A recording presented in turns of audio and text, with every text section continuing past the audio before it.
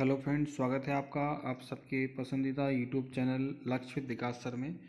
दोस्तों, आज अपन 9 दिसंबर के करंट अफेयर्स को डिस्कस करेंगे। तो चलिए स्टार्ट करते हैं अपन। फर्स्ट फैक्ट है आपके सामने आज का कि हाल ही में किसने रेनबो वॉरियर्स नामक पुस्तक लिखी है। Who has recently written the book Rainbow Warriors. तो ये किसने लिखी है? होसांग मर्चेंट ने इस। नेक्स्ट फैक्ट है आपके सामने, बोधि दिवस कब मनाया जाता है? When is Bodhi day celebrated? तो ये कब मनाया जाता है दोस्तों? नेक्स्ट, लगभग हर साल जो होता है आपका पर यार 8 दिसंबर को बोधि डे के रूप में मनाया जाता है, क्योंकि इस दिन गौतम बुद्ध को ज्ञान की प्राप्ति हुई थी। ठीक है, तो जैसे आपके सामने है कि बोधि दिवस जो प्रतिवर्ष 8 दिसंबर को मनाया जाता है, इस दिन भगवान बुद्ध, जिनका सिद्धार्थ नाम था बचपन का, को आपका आत्मज्ञान की प्राप्ति हुई। ठीक है, जिसे संस्कृत और पाली भाषा में बोधि के रूप में जाना जाता है। बोधि अर्थात बोध होना। तो बोध जैसे हम लोग बोलते हैं, हम लोगों को कोई भी जानकारी प्राप्त हो जाती है, मिल जाती है, पता हो जाती है, तो उसको हम लोग क्या बोलते हैं? बोध कहा जाता है। तो गौतम बुद्ध जब बचपन में तपस्या कर रहे थे, तो तपस्या करने के बाद उनको जीवन की सच्चाई का पता चला। तो ये दोस्तों, ये ज्ञान प्राप्ति का अर्थ होता है कि जैसे हमने मनुष्य का जन्म लिया है, तो यहाँ हमारा जीवन का वास्तव में उद्देश्य क्या है, क्यों हमने जन्म लिया है, तो उसी को कहते हैं हम लोग आध्यात्म में ज्ञान की प्राप्ति होना। ठीक है, तो गौतम बुद्ध को एक ज्ञान प्राप्त हुआ, ऐसे हम लोगों को भी अगर हमारे जीवन का उद्देश्य पता चल जाए कि हमने क्यों वास्तव में मनुष्य का जन्म लिया है, तो हम भी गौतम बुद्ध, महावीर स्वामी, हजरत मोहम्मद साहब जो आपके हुए हैं लोग, या फिर कई ऐसे हिंदू धर्म में भी बड़े बड़े सिद्ध पुरुष हैं, तो वैसे हम लोग भी बन सकते हैं। तो बोधि यानी ज्ञान का बोध हो जाना कि जीवन का हमारा उद्देश्य क्या है। नेक्स्ट फैक्ट है हमारा, तो अभी हम ज्ञान की बात कर रहे थे, अब हम चले आते हैं सांसारिक जीवन में है। ठीक है, तो हाल ही में मध्य प्रदेश के मुख्यमंत्री मोहन यादव ने कहा 6th रीजनल इंडस्ट्री का उद्घाटन किया है। Recently Madhya Pradesh chief minister Mohan Yadav launch the 6th regional industry club. तो ये कहाँ? नर्मदापुरम जो, ठीक है, तो मध्य प्रदेश की आपकी सर्कल है, मध्य प्रदेश का एक संभाग है नर्मदापुरम, वहाँ पर मुख्यमंत्री डॉक्टर मोहन यादव ने इसका उद्घाटन किया है। ठीक है, तो मुख्यमंत्री डॉक्टर मोहन यादव राज्य को औद्योगिक विकास और रोजगार के केंद्र में परिवर्तित करने के लिए अपने अभिन्न प्रयासों को जारी रखते हुए 7 दिसंबर 24 को नर्मदापुरम में 6वीं रीजनल इंडस्ट्री कॉन्क्लेव का शुभारंभ इन्होंने किया है। नेक्स्ट है, हाल ही में 100 दिवसीय टीबी उन्मूलन अभियान कहाँ लॉन्च हुआ?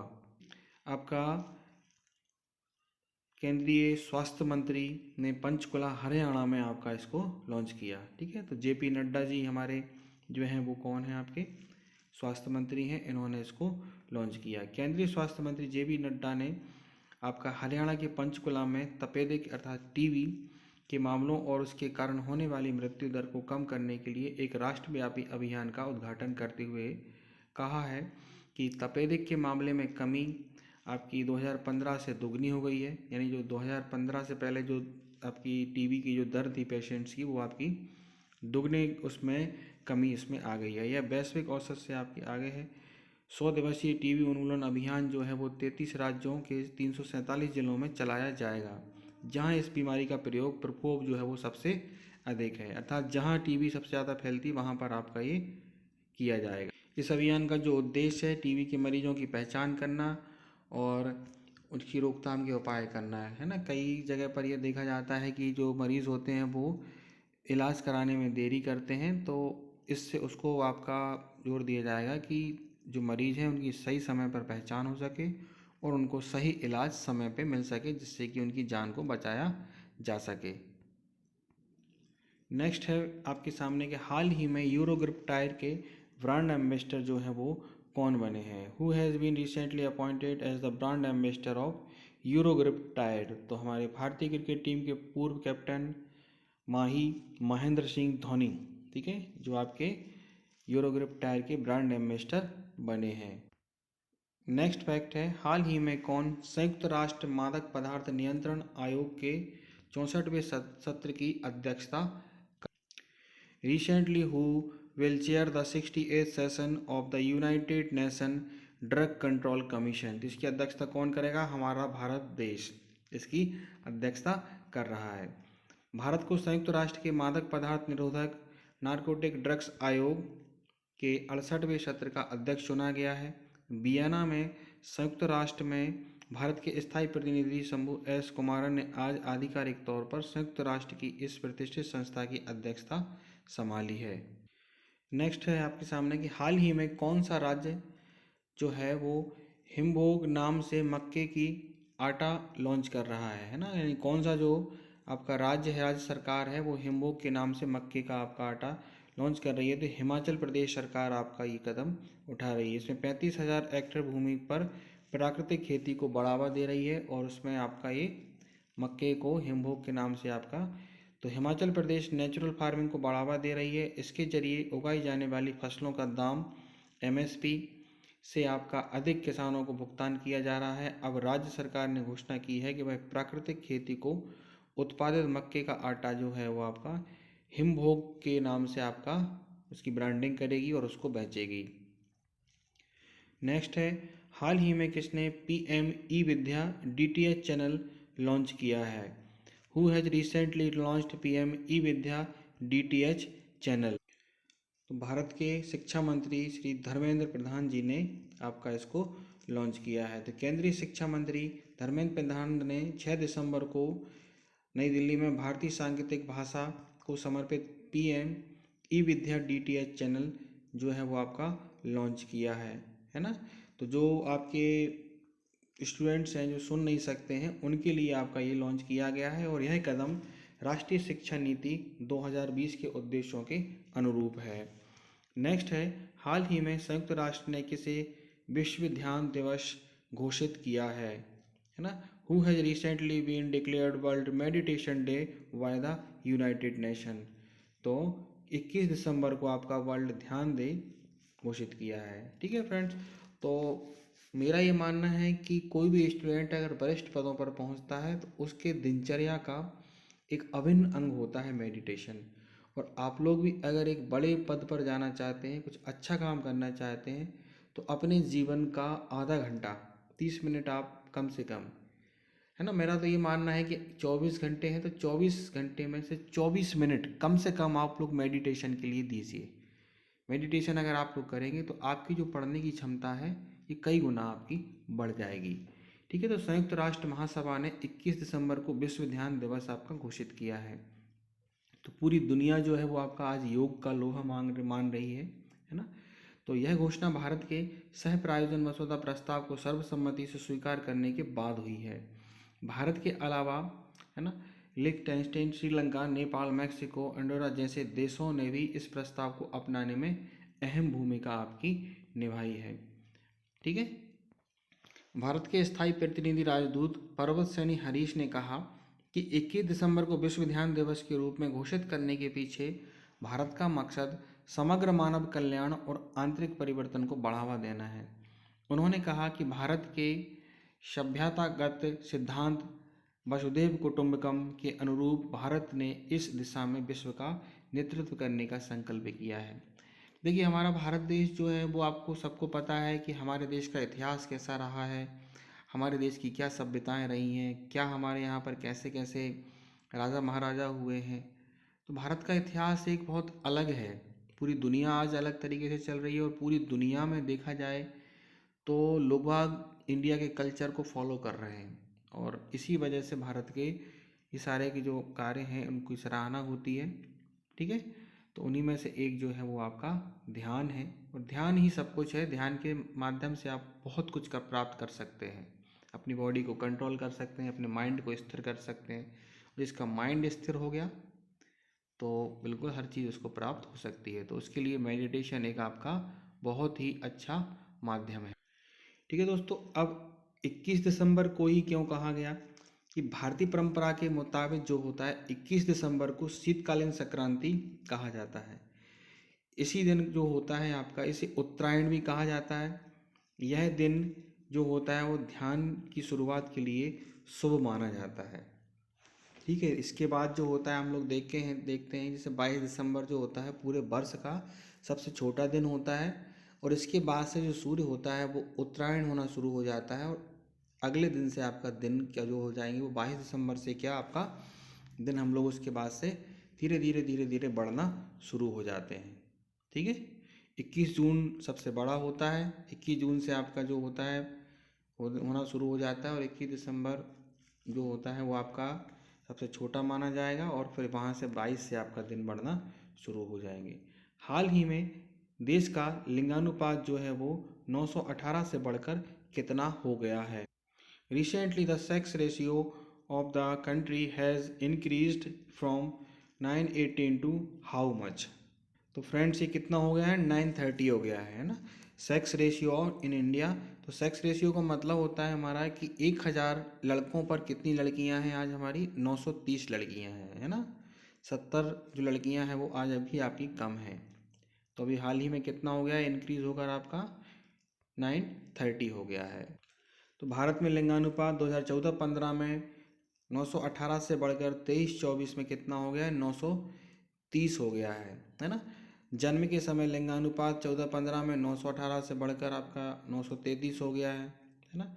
लिंगानुपात का मतलब आपको मैंने बता ही दिया है कि 1000 पुरुषों पर महिलाओं की संख्या। भारत में महिलाओं की आबादी का पता लगाने और पुरुषों के मुकाबले महिलाओं का अनुपात जानने के लिए लिंगानुपात एक अहम स्रोत होता है।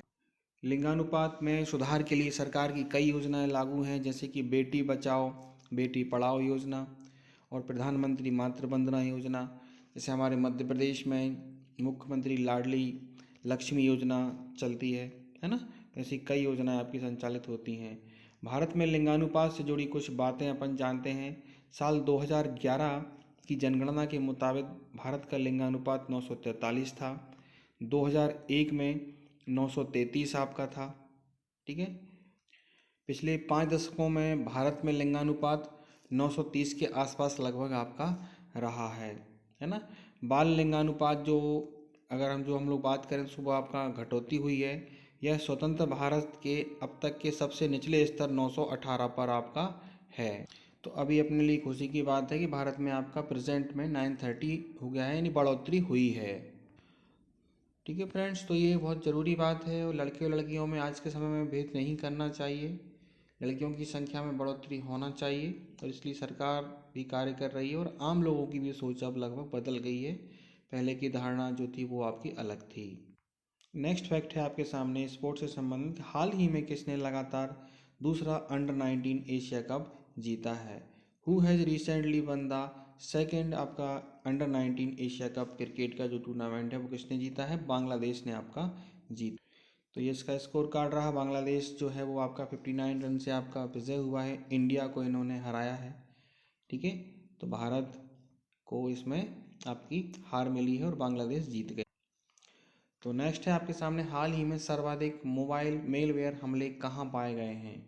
है ना, who where the most mobile malware attack found recently? तो ये हमारे भारत देश में पाए गए हैं।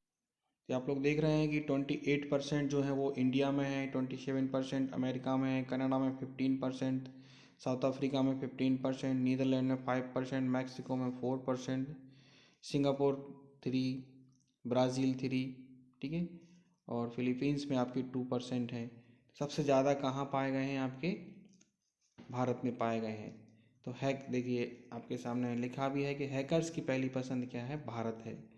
तो मेलवेयर हमले का मतलब क्या होता है, थोड़ा सा अपन इसको जानते हैं। तो फ्रेंड्स, जैसे आपको पता है कि कई प्रकार के आजकल साइबर फ्रॉड चल रहे हैं कि आपके मोबाइल पे जो होता है वो कुछ मैसेज आते हैं, इसके माध्यम से आप लोग उनको ओपन करते हैं। जैसे कोई भी लिंक भेज देते हैं, जैसे आजकल एक शादी कार्ड का चल रहा है कि शादी कार्ड भेज देते हैं आपको, और आपको शादी कार्ड मिलेगा, उसको आप जैसे ही आप उसको ओपन करेंगे तो उसमें आपका जो मोबाइल है वो हैक हो जाएगा, और काफ़ी सारी चीज़ें इसमें।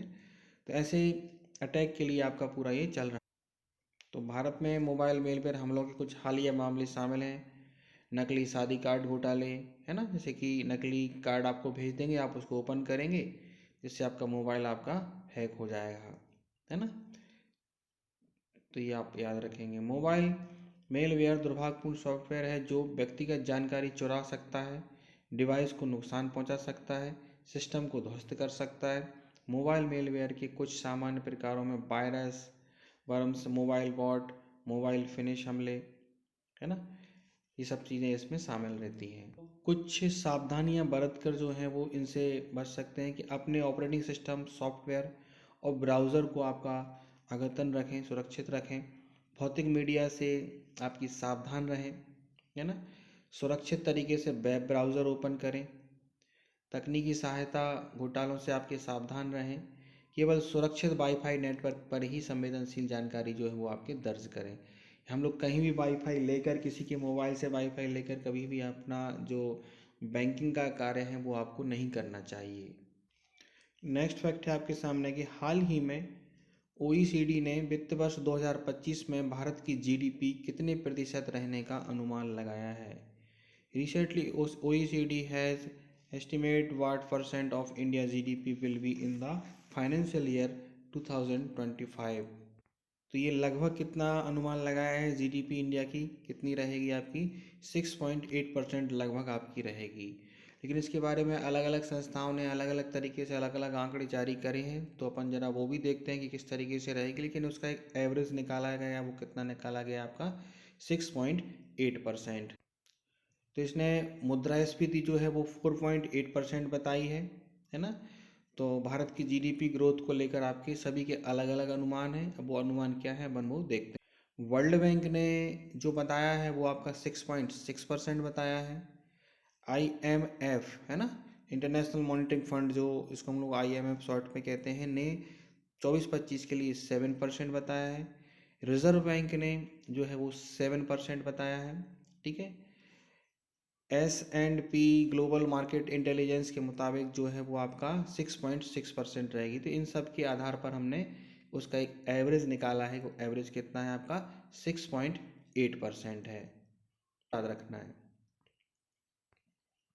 नेक्स्ट है, हाल ही में किसने नवाचार के लिए PSU परिवर्तन पुरस्कार जीता है। Who has recently one the PSU परिवर्तन अवार्ड फॉर इनोवेशन। तो ये किसने जीता है दोस्तों, SECI है ना, सेगी इसको हम लोग बोलते हैं हिंदी में, solar energy corporation of India, यानी जो सौर ऊर्जा के क्षेत्र में कार्य करती है वो क्या कहलाती है आपकी, SECI। तो ये पब्लिक सेक्टर यूनिट है। PSU का मतलब होता है पब्लिक सेक्टर। जैसे हम लोग NTPC का नाम सुना है, अपने ONGC का नाम सुना है ना। तो ऐसे ही क्या है आपका, सोलर एनर्जी के लिए जो संस्था बना हुआ है आपका, ये क्या है हमारी, SECI। तो नवीन और नवीनीकरण आपका ऊर्जा मंत्रालय के अंतर्गत solar energy corporation of India limited ने 33 सार्वजनिक क्षेत्र के उपकरण PSU परिवर्तन पुरस्कार को जीता है। पुरस्कार मांग के आधार पर डिस्कॉम को मजबूत और प्रेषण योग्य आपूर्ति के लिए आपका दिया गया है। तो ये 5 दिसंबर को आपका नई दिल्ली में आयोजित एक समारोह में ये पुरस्कार आपका दिया। नेक्स्ट फैक्ट है आपके सामने कि केंद्र सरकार ने किस राज्य में जल संचय के लिए अदब के साथ $50 मिलियन का आपका ऋण समझौता किया है। In which state has central government signed a $50 million loan agreement with ADB for water harvesting, है ना। तो जल संचयन के लिए आपका जो है वाटर हार्वेस्टिंग के लिए किस राज्य के लिए भारत सरकार ने ADB से समझौता किया। तो किसके लिए साइन किया है, $50 मिलियन आपका जो लोन है वो मेघालय के लिए, किसके लिए, वाटर हार्वेस्टिंग प्रोजेक्ट के लिए, है ना। ADB यानी कि एशियन डेवलपमेंट बैंक, है ना। ये $50 मिलियन का आपका लोन देगी, किसके लिए, मेघालय में वाटर हार्वेस्टिंग के लिए। तो इस परियोजना में जो कार्य किए जाएंगे, इस परियोजना का जो मकसद है वो जल संचयन प्रणाली बनाकर जल की सुरक्षा बढ़ाना। इस परियोजना के तहत मेघालय के 12 जिलों में 532 जलवायु अनुकूल जल भंडारण सुविधाएं आपकी बनाई जाएंगी।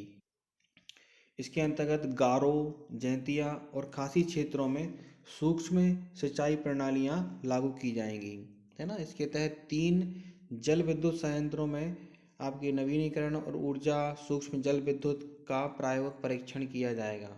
इस परियोजना के तहत जल उपयोग दक्षता में सुधार के लिए काम किया जाएगा। इसके तहत विश्वसनीय आपकी सिंचाई के लिए 3000 हेक्टेयर जमीन का विकास किया जाएगा। इसके तहत मानसून की बाढ़ प्रबंधन में भी सहायता मिलेगी और शुष्क मौसम में जल सुरक्षा में सुधार किया जाएगा। यानी कभी अगर जैसे सूखा पड़ता है तो भी उससे निपटने के लिए जो जल का भंडारण होगा उससे फ़ायदा मिलेगा, और कभी अगर बाढ़ आती है तो उसके भी कंट्रोल करने के लिए कार्य होगा। ठीक है, तो इसका जो पूरा फोकस होगा वो लगभग क्या होगा कि जो पानी है, पानी को किस तरीके से हम लोग यूज़ कर सकते हैं उसका पूरा उस पर फोकस किया जाएगा। एक प्लान तैयार किया गया है, उसी के तहत जो है वो एडीबी से आपका हाथ मिलाया गया है। नेक्स्ट है, हाल ही में भारत ने किस देश के लिए 2200 मीट्रिक टन चावल भेजा है? Recently India has sent 2200 metric ton of rice to which country? तो ये म्यांमार के लिए भारत ने भेजा है। भारत ने अपनी ईस्ट एक्ट और पड़ोसी फर्स्ट कम्युनिटी के तहत शनिवार को म्यांमार को आपका 2200 मीट्रिक टन राइस आपका भेजा हुआ है ना।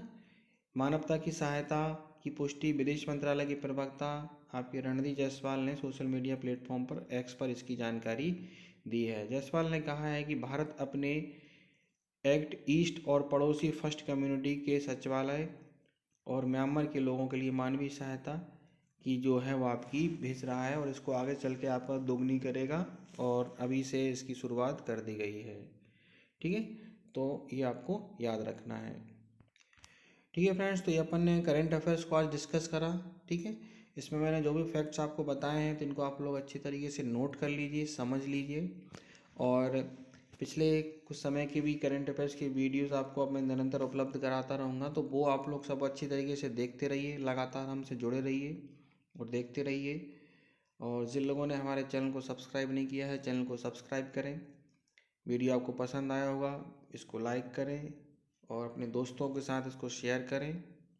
जय हिंद, जय भारत, थैंक यू।